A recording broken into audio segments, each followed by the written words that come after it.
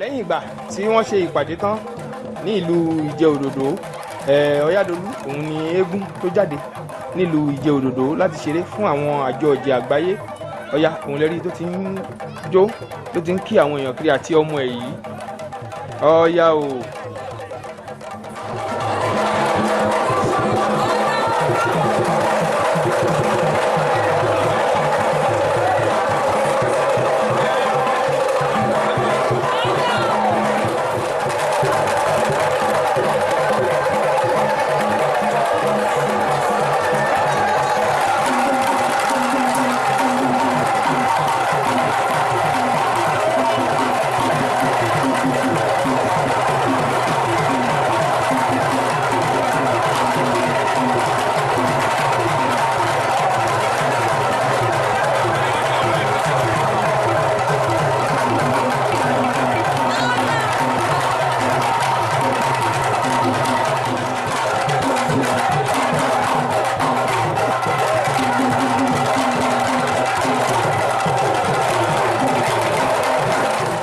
Ọya ńlá àti ọmọ ẹ̀ lẹ́rí tí wọ́n ń ṣeré lọ́wọ́lọ́wọ́ báyìí.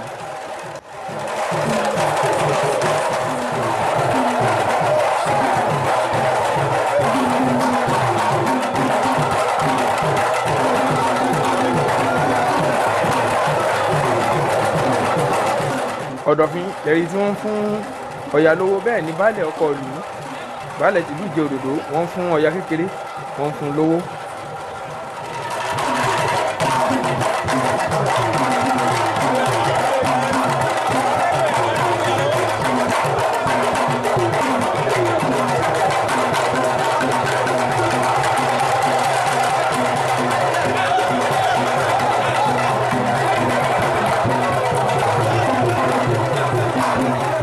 Ọya kékeré lẹ́rí tó ti bẹ̀rẹ̀ sí ní yíṣọ̀ yìí.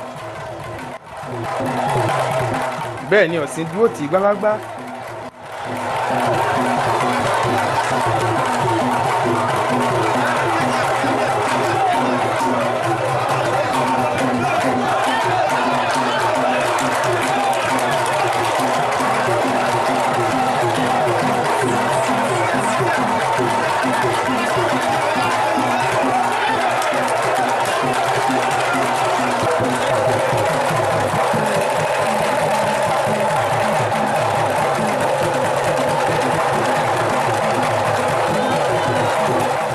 Bí àwọn eégún bí Ọya bó ṣe ń ṣeré tó ń yíṣọ lọ́wọ́, bẹ́ẹ̀ ni gbogbo àwọn ìyá àgbà ọ̀jẹ̀ àti gbogbo àwọn àjọ ọ̀jẹ̀ àgbáyé ní kálukú wọn mú ọwọ́ rorí, wọ́n mú nǹkan sẹ́nu, wọ́n ń jẹun lọ́wọ́lọ́wọ́.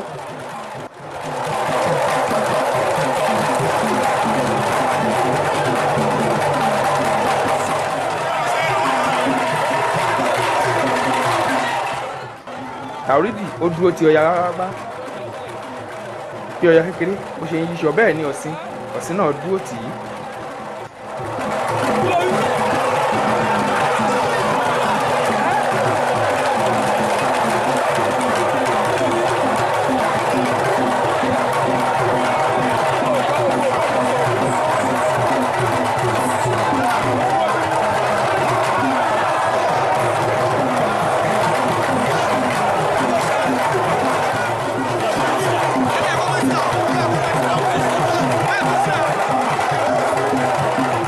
Ọya lẹ́rí tó ti yíṣọ débi tí baálẹ̀ wà yìí, tí baálẹ̀ tí wọ́n ti fún Ọya kékeré, tí wọ́n ti fún lówó.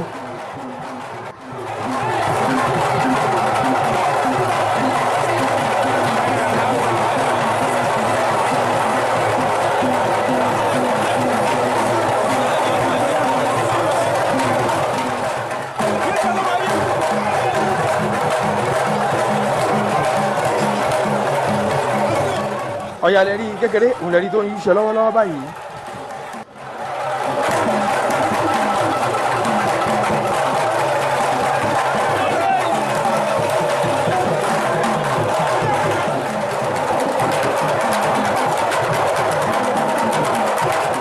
Ìjó lẹ́rí tí Ọya tó ti ń jó yìí.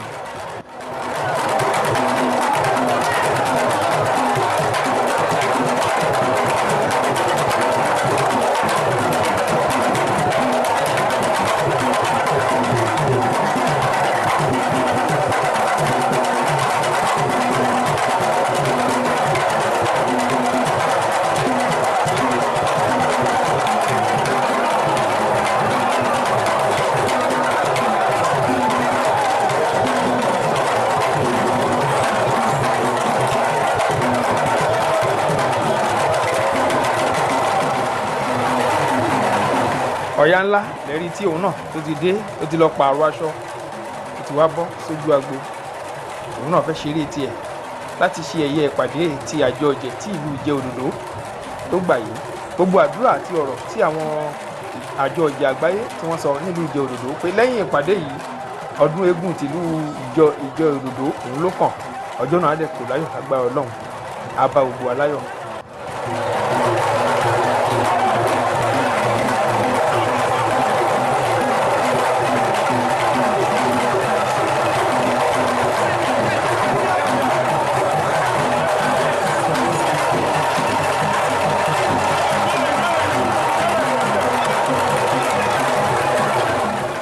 Ọ̀yá ńlá lẹ́rí tó ń yíṣọ lọ́wọ́lọ́wọ́ báyìí.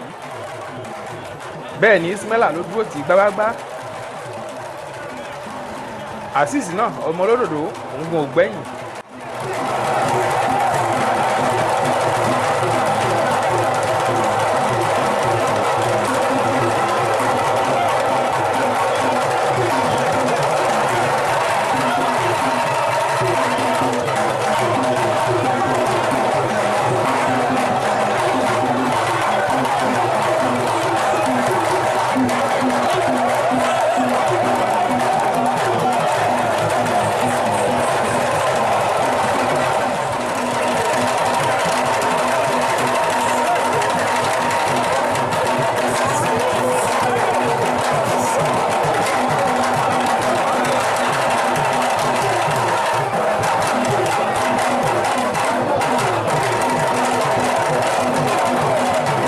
Baálé ọkọ̀ ìlú àwọn lẹ́rí tí wọ́n fún Ọya ní owó yìí.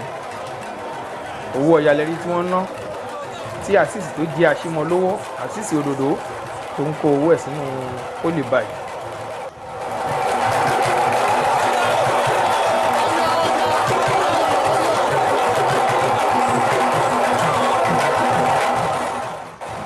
Àwòrí dìgan ògbẹ́yìn bẹ́ẹ̀ ojú ti Ọya gbágbágbá.